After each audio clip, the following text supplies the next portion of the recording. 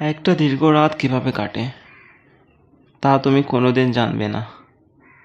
হয়তো মনে করতে পারো রাত জেগে থাকা আর এমন কি কঠিন। অনেকেই জাগে, এ তো সহজ। হ্যাঁ, সহজ হয়তো যদি তুমি পাশে থাকতে। তখন হয়তো ঘুম আসলে ঘুমের সাথে অভিমান হতো। ঘুমোতে গেলেই মনে পড়ে যায় কিভাবে তুমি হারিয়ে গেলে। তোমার সাথে কাটানো মুহূর্তগুলো, জীবনের সমস্ত ভুলগুলোর কথা মনে পড়ে যায়। তখন আর ঘুমোতে পারি না। যুদ্ধ শুরু হয়ে যায় মস্তিষ্ক আর ঘুমের মধ্যে। এই এক রক্তক্ষয়ী যুদ্ধ।